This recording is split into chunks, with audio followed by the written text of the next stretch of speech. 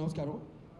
ఇది నా 100వ చిత్రం కావడం నా పూర్వజన్మ సుకృతంగా భావిస్తున్నాను. ఎందుకంటే ఒక ఆవిష్కరింపబడని పాత్ర ఈ సినిమా ముఖ్యంగా చేయడానికి నేను కారణం. విశాల దేశాన్ని స్థాపించింది ఒక తెలుగువాడని ఎంతమందికి తెలుసు. ఒక తెలుగు బిడ్డగా విశ్వవ్యాప్తంగా తన వెన్నెముక మీద తెలుగు జెండాని మోసిన నందమూరి తారక రామారావు గారి వారసుడిగా బిడ్డగా ఈ అవకాశం నాకు మరి ఆయన కల్పించారేమో అని నాకు అది కాకతాళీయమో యాదృచ్ఛికం అనిపిస్తూ ఉంటుంది. ఎందుకంటే ఆయన చేయాలనుకున్న పాత్ర ఇది. అటువంటిది ఆయన రాజకీయాల ఒత్తిళ్ల వల్ల చేయకపోవడం, అది నాకు ఆ అవకాశం తొక్కడం అనేది నా పూర్వజన్మ సుకృతంగా భావిస్తున్నాను. నేను వేరే నా 100వ సినిమా ఎలా ఉండాలి, ఏ రేంజ్లో ఉండాలి అని నేను ఆలోచిస్తున్న సమయంలో మరి ఎన్నో కథలు విన్నాను. కొన్ని నచ్చలేదు, కొన్ని ఏమో నేను నా 100వ సినిమా స్థాయికి లేవనిపించాయి.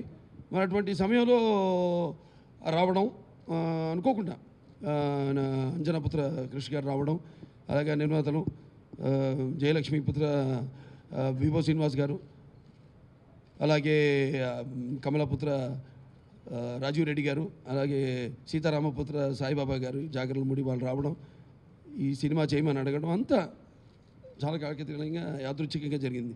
అంటే మొదటి యుద్ధం నుంచి స్టార్ట్ అవుతుంది. అక్కడి నుంచి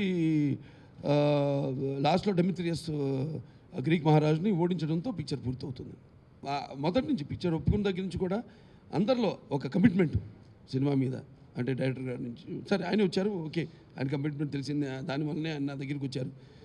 ఆయన నేను అనుకోవడం దానికి ఒక సంతానకర్త, ఇది ఒక అదృశ్య రూపంలో ఉన్న శక్తుడికి మాకు ఒక సంతానకర్తగా ఆయన్ని పంపించాయేమో ఆ అదృశ్య శక్తులన్నీ నాకు ఎప్పుడు నమ్మకం లేని ఆయన కూడా ఒక సందర్భంలో చెప్పడం జరిగింది. నాకు పెద్ద ఎక్కువ నమ్మకం లేదు, కానీ ఈ సినిమా మొదలైన దగ్గర నుంచి పూర్తి 79 రోజుల్లో పూర్తి అయిపోయింది సినిమా. ఏది జార్జియాలో షూట్ చేసాం, మొరకోలో షూట్ చేసాం, మళ్ళీ అక్కడ మధ్యప్రదేశ్ మహేశ్వర్లో షూట్ చేసాం 79 రోజుల్లో. అంటే అంతా ఆయన కూడా ఇప్పుడు అంటారనమాట, నమ్మాల్సి వస్తుంది నాకు కూడా అని. పరబ్రహ్మ శాస్త్రి గారని పాప ఆయన పరమపదించారు. ఆయనకి ఈ సందర్భంగా నా నివాళులు అర్పిస్తున్నాను, ప్రగాఢ సానుభూతి తెలియజేసుకుంటున్నాను.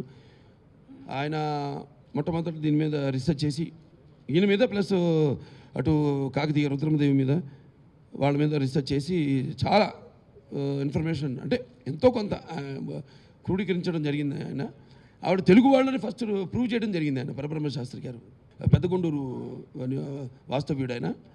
అలాగే ఆ తర్వాత కృష్ణశాస్త్రి గారు ఉన్నారు, ఆయన కూడా లేరు ఇప్పుడు. ఇంతకుముందు archaeological department director and commissioner. ఆయన కూడా ఇక్కడ పెద్ద బంకూరు అంటే మనం కరీంనగర్ నుంచి పెద్దపల్లికి వెళ్ళే దారిలో అక్కడ ఆయన తవ్వకాల్లో ఈయన కాయిన్స్, ఈయన మొట్టమొదటి రాజు కాయిన్ మీద ఆయన ఇన్స్క్రిప్షన్ వేసుకుంది, ఆయన బొమ్మ వేసుకుంది. సో అవన్నీ బయటపడటం అంతే వాళ్ళందరినీ. అలాగే మన శ్వేత డైరెక్టర్ గారు ఉన్నారు తిరుపతి, ఆంజనేయులు గారు, అలాగే చంద్రమౌళి గారు ఉన్నారు అక్కడ museum Tirupati TTD museum. So ఎంతో కొంత అందరిని కూర్చోబెట్టుకుని ఏదో ఒకటి ఒక్క పాయింట్ అన్నా మనకి లేనిది దొరుకుతుందేమో ఒక తపన, ఒక ఆరాటం. I am a history student, but I didn't know much. I'm also. He's the most knowledgeable man I've ever met in my life. In fact, when we were shooting also, I used to sit next to you because you kept reciting shlokas and it was very refreshing to listen to that. But not much is written about it because our history was written by Britishers, and it's time that we rewrite it and celebrate a lot of people who can influence the next generation. Because let's face it, if you're not proud of your roots, if you're not aware of them, of your achievements from the past, you cannot be, it's very hard to be confident about your future, because that gives you the structure of how great you've been and how great you need to be. So for that reason, I was very impressed with Krish for the detailed research that he did, and I'm thankful to him for bringing out a topic like that. And ఈ పాత్ర అనేది నాకు పెద్ద పరీక్ష. ఎందుకంటే నాకు కృష్ణుడు, రాముడు ఇవన్నీ నేను చేసిన పాత్రలన్నీ కూడా, నాన్నగారు చేసిన పాత్రలను కూడా ఆయన ఈజ్ ఎన్సైక్లోపీడియా. దేనికైనా బొట్టు నుంచి ఆభరణాల నుంచి కూడా అన్నీ కూడా మా స్టూడియోలో ఆయన ఆభరణాలు ఇవన్నీ కూడా ఉన్నాయి. ఇంకా మేము ప్రిజర్వ్ చేసి పెట్టాము మ్యూజియంలో పెట్టడానికని. అవి అప్పుడప్పుడు ఇటువంటి అవకాశాలు వచ్చినప్పుడు వాడుకోవడానికి మాకు ఉన్నాయి అవన్నీ. And NTR is there always. మరి బట్టల నుంచి కూడా ఎలా ఉండాలి బట్టలు అంటే ఈ నాట్ ప్రింటెడ్ మెటీరియల్ ఫ్యాబ్రిక్స్ లేవు అప్పుడు. సో హ్యాండ్ ఓవెన్ చేనేత బట్టలు. సో అక్కడి నుంచి కూడా జాగ్రత్తలు తీసుకుని మేము వేసుకునే చెప్పుల దగ్గర నుంచి కూడా చాలా జాగ్రత్తలు తీసుకోవడం జరిగింది సినిమా గురించి. వాళ్ళు యాక్చువల్గా ట్రైబల్స్ అక్కడి నుంచి వచ్చారు. అంటే ఎక్కడ కోటిలింగాల కరీంనగర్ జిల్లా అక్కడ పుట్టాడు అతను. అదే ఈ శాతవాహనులకి సింహద్వారం. అక్కడి నుంచి ఆయన మళ్ళీ కొండాపూర్కి వెళ్ళడం, అక్కడి నుంచి రాజ్యం ప్రారంభించడం, అటు నుంచి తర్వాత మళ్ళీ అమరావతికి వెళ్ళడం, అమరావతి నుంచి రాజధానిగా చేసుకుని అక్కడే పక్కన శ్రీకాకుళం విష్ణు మోపుదేవి ఇవన్నీ ఉన్నాయి అవనిగడ్డ. ఆ తర్వాత అక్కడి నుంచి ప్రతిష్టానపురం కాశీకి వెళ్ళడం, అక్కడి నుంచి ఉజ్జయిని నుంచి ఆయన పరిపాలించడం ఇవన్నీ జరిగింది. కాబట్టి చూస్తారు ఎంత అద్భుతంగా వచ్చిందో. అందరి పాత్ర, నా పాత్రే కాదు, సినిమా అనేది ఒక సమిష్టి కృషిని నేను నమ్ముతాను. సో ప్రతి పాత్ర చాలా అద్భుతంగా. Hats off to Krish. I think the way a character looks in the film speaks volumes about how a director shapes it, because it's end of the day is the director's vision, because he's the one who says cut and he's the one who sits on the edit. So I'll give the entire credit to him. See, there's few things about him which is just remarkable. For instance, he gave me I think 6 to 7 hour long narration. So we not only, and then we had a discussion later. So we not only spoke about this era, this king, about him, about me, about small things as to what costumes or my hair that I'll be having, to my character graph, to what I'm feeling, to what emotions I'm going through. So I was so clear about what I'm going to be doing from day one that it was, for me, it was by the end of it almost became me as Vashishti Devi. I was seriously depressed when the movie got over. I was seriously unhappy. It took me like a while to get over that I'm not going to be being on that set again. He brings so much energy to the set that you're charged. You want to do your best.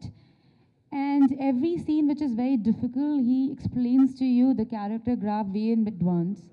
So you're prepared. He gives you key notes. He tells you, he connects that character to your life. Even though me in today's DNA to then, it's just, but then, emotions are the same. You feel the same pain when you're losing your loved one. You feel the same sinking feeling when you know that someone who's going away, you might not see them ever again. It's the same pain today or then. So he makes you go through that really well.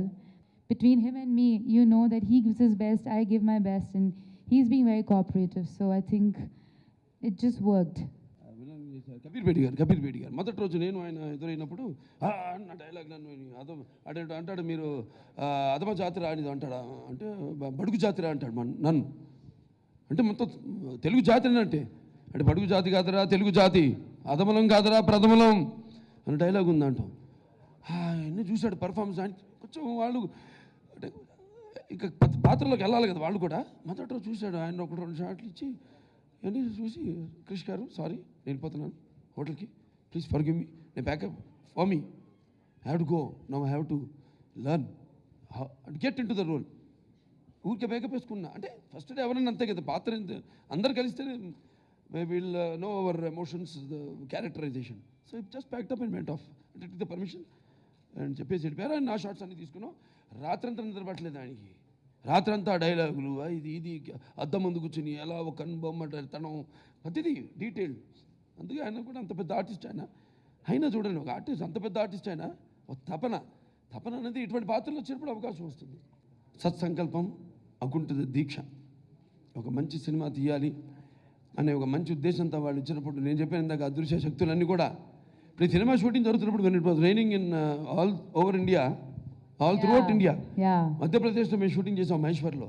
ఒక్కరోజు కూడా వర్షం వల్ల, outdoor shooting మాది, ఒక్కరోజు కూడా వర్షం వల్ల మా షూటింగ్ క్యాన్సిల్ కాలేదు ఒక్కరోజు కూడా. Do you know what happened? So once it was raining and it was this really important scene and I prepared for it the whole day.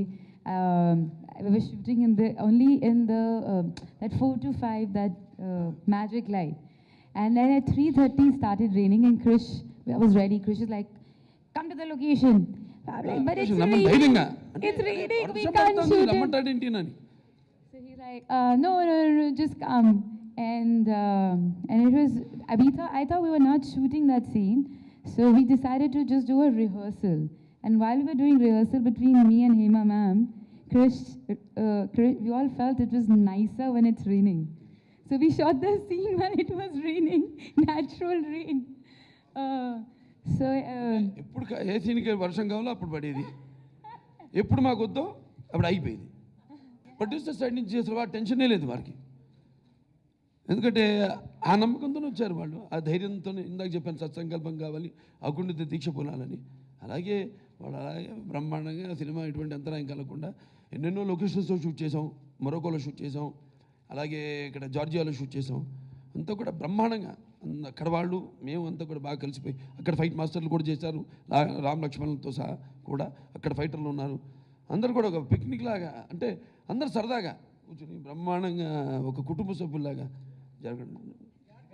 ఆయనలో నచ్చింది ఏంటంటే 5 సినిమాలు ఒకరితో కాదు, 5 డిఫరెంట్ సినిమాలు చేశాడు ఆయన.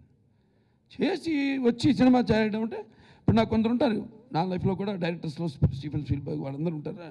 సినిమాలు చూస్తుంటాను, ఒక్కొక్క సినిమాకి సెంటర్స్ స్టైట్ ఏంటి, జురాసిక్ పార్క్ అయితేనేంటి, లేకపోతే మన ఇంకోటి అలా ఈటీ అవుతారు కదా, అది వేరు, ఆయన జేమ్స్ కెమెరాన్, అలా రకరకాల సినిమాలు, ఇండియానా జోన్స్. ఒక సినిమా డ్యూయల్ సంబంధం ఉండదు సినిమాకి. అలాంటి మన డైరెక్టర్ క్రిష్. సో ఇవాళ ఆయనతో పోలుస్తున్నాను క్రిష్ గారిని, అంటే అంత కెపాసిటీ ఉంది ఆయన దగ్గర.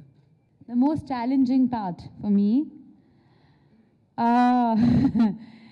well, when I heard the script, and by then he showed me some of your pictures as well, photographs.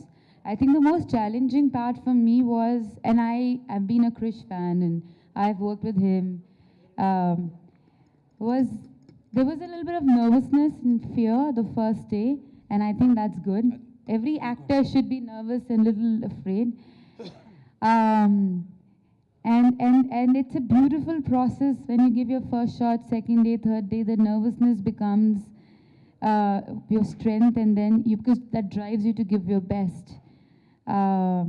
And I think for me the challenge was that I wanted to live up to Krish's expectations, because he had faith in me, live up to make sure that my character works against him, because his whole aura and persona in the film is fantastic. And just to make sure that I do justice to a story like this, because this is a story that needs to be told. పాండవనాశంలో ఆవిడ ఒక పాట చేసింది. అప్పుడు చేసిన తర్వాత నాన్నగారు అనుకున్నారు ఆవిడని శ్రీకృష్ణ పండమి అనుకుని మా మేనమామయ్యని పంపించారు. ఆయన కూడా ప్రొడక్షన్ చూసుకున్నాడు, రుక్మాంగధరరావు గారిని.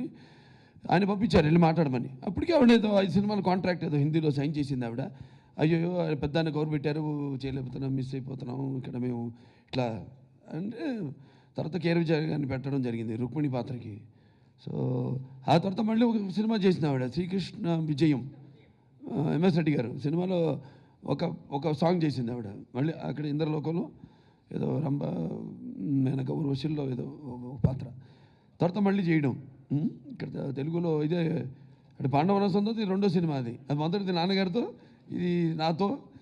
డెఫినెట్గా ఆవిడలో ఇప్పుడు ఆవిడ చూసింది మన పద్ధతి ఏంటి, అసలు పాత్ర ఏంటి, పద్ధతి అని కాదు, ఎక్కడైనా పద్ధతిలో ఒకటి. వాళ్ళు గొప్ప గొప్ప సినిమాలు తీశారు, బాజీరావు మస్తాని ఏంటి, లేకపోతే మిగతా జోధా అక్బర్ అని చేశారు బ్రహ్మాండ సినిమాలు. ఇక్కడ కూడా మనలో ఆ తప్పని సినిమా క్యారెక్టర్ రేంజ్. సో ఎక్కడైనా ప్రాంతాలు వేరైనా పాత్రలు ఉన్నాయి, బ్రహ్మాండమైన పాత్రలు. ఆ ప్రాంతాలను వాటిని బట్టి అక్కడ పాత్రలున్నాయి. కాబట్టి ఆర్టిస్ట్కి ఏం లేదండి, ఆవిడ చెప్పింది కదా, ఇంకా పాత్ర నుంచి బయటపడాలి ఎవరు. అది శివరాజ్ కుమార్ గారు, నేనే ఫస్ట్ ఐడియా ఇవ్వడం జరిగింది. ఏమంటే ఎలా ఉంటుంది, అప్పుడు అంతకుముందే ఫంక్షన్కి ఒకటి వెళ్ళాను బెంగళూరులో. వెళ్ళి తిరిగి వచ్చాక ఆయన వెళ్ళానని కాదు, ఆయన పిలిచాడని కాదు, నాకు అనిపించింది అద్భుతమైన పాట సన్నివేశం అది. ఆ పాటలోనే ఈవిడి తెలుస్తుంది. కొన్ని చెప్పాలనుకుంటే చెప్పనవదు. అక్కడ మేము సంతకి వెళ్తాం, ఏదో సంతలో వింతలు చూడడానికి అని, మళ్ళీ పిల్లలు అయిపోవడానికి ఇద్దరం వెళ్ళిపోతాం, to become kids. That's the dialogue. No I tell you in the night scene. పొద్దున్న రెడీగా ఉన్నట్టాడు, దేనికి ఉంటుంది పదా సంతలకు వెళ్దాం ఇంతలు చూద్దాం మళ్ళీ పిల్లలు అయిపోదాం అని కలిసి వెళ్తారు అక్కడికి. అక్కడ తెలుస్తుంది. చెప్దాం అనుకుంటాను సన్నివేశంలో చెప్పనవుదు ఆవిడ పేరు చెప్పగానే పులమావి అని కానీ పులమావి అదిగోండి అక్కడ బ్రహ్మాండ ఒక ఏదో కొనాలి పులమావి కానీ పరిగెత్తుంది కొట్టుకి. ఏమో చెప్పాలని పులమావిని శాతకాన్ని తీసుకోమన్నాడు. ఆ పాటలో ఉంది కదా, అది క్రూరుడు కపటుడు క్షానాటరాజనా అని ఆ పాట బుర్ర కదా, అది శివరాజ్ కుమార్ గారు పాడతారు సినిమాలో. చాలా ఇంపార్టెంట్ అది. ఎందుకంటే ఒక పాత్ర గురించి, తెలియని పాత్ర గురించి ఆయన ద్వారా చెప్పేస్తున్నాం మొత్తం సినిమా. అంటే ఎంత డైరెక్టర్ల నైపుణ్యం, అంటే నిడివి, సినిమా నిడివి కూడా కొలమానం ఇంతే ఉండాలి. నేను చాలా సినిమాలు చూసి అంటుంటా కూడా, ఒక చిన్న పాయింట్ పెట్టుకుని 3 గంటలు తెస్తారు ఇంతగా సినిమా అని తిత్తా ఉంటారు. రిలీజ్ అయ్యాక అప్పుడు కత్తిలు పెట్టుకుని వెళ్తారు. నాకు అర్థం కాదు. అదే 10 మంది చూపించండి, 10 మంది సలహాలు తీసుకోండి, అది ఉండదు, తీసేస్తారు. 3 గంటలు ఒక ఇంత ఉంటుంది పాయింట్. మాది ఇంత పాయింటే 2 గంటల 10 నిమిషాలు తీశారు. కావాలంటే డైరెక్టర్ గారు ఇంకా నేను ఉన్నానని నేను ఒక సీన్ కూడా చెప్పాను, ఆ డైలాగులు అని చెప్తానని నో అన్నారు. అప్పుడు లేదు పాపం అని చెప్పాను, మీరు ఆలోచించండి అని. మళ్ళీ దాని గురించి అడగలా నేను. ఇది సైతాను వికార ఘోర కలుష వ్యాపార దౌర్జన్యము, ఇది ఉన్మత్త పిశాచ తాండవ మహోగ్రాకీల విన్యాసము, ఇది మధ్యేశ మత్త రాక్షస సమూర్ దౌర్గత్యము, ఇది నిర్వాపణ ముఖస్థ దీపికడిగా అని ఒక డైలాగ్ ఉంటుంది ఆవేశంగా. అంటే వాడిని ఎలాగో ఏముంది 33 రాజ్యాలు గెలిచేసావు కదా, ఇక మిగిలిందాడు ఒక్కడు, వాడికి కబురు అంతకే శరణమా రణమా అంటుంటాడు. ఇప్పుడు పంపించేయచ్చు కదా వాడికి ఒక శరణమాని కబురు పెడితే కుదురుతుంది అంటే పంపుతాను దోతని కూడా లేపేస్తాడు అతను. అక్కడి నుంచి అంటాడు ఇలా ఇలా ఎంత చేసిన వాడిని శరణం ఏంటి మరణం వాడిని లేపడమేని. I think it was very refreshing to work with a director who loves his job so much and who believes in a story so much. And every character this is one character that I've learned a lot about myself, because I feel the emotions that I've gone through. Because of Krish, I feel that I believe that I felt them for real. And I feel when there's certain emotions that you feel, then when they get out of your system, you know a lot more about yourself. It's a journey that you take which makes you a happier person. Because you know you live the character. So you know that you and I love my jobs. To believe in a film, in a script on that level, because unless you can't make a film which is on this scale. If I were to describe my experience working with all of them, I hope I'm not missing out anyone, is that one word is passion. And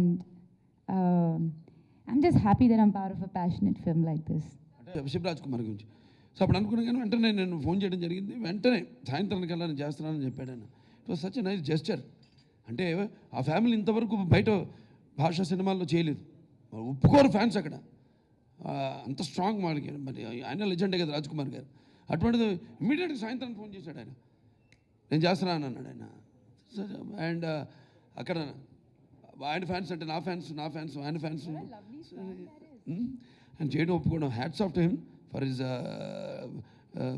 simplicity and such a great artist son, such a great artist himself. So ఆయనకి ఈ సభాముఖంగా నా కృతజ్ఞతలు తెలియజేసుకుంటున్నాను. స్పర్ధ వర్ధతే విద్య అండి, అంటే పోటీ లేనిదే ఏ రిజల్ట్ కూడా అసాచానికంగా ఉండదు. ఎవరు లేరు వచ్చేసింది సక్సెస్ అంది. I'll answer that question. It is sportive. Yeah, but I'll answer that. No one conceives a child. When you conceive a child, you want a child to be healthy, beautiful.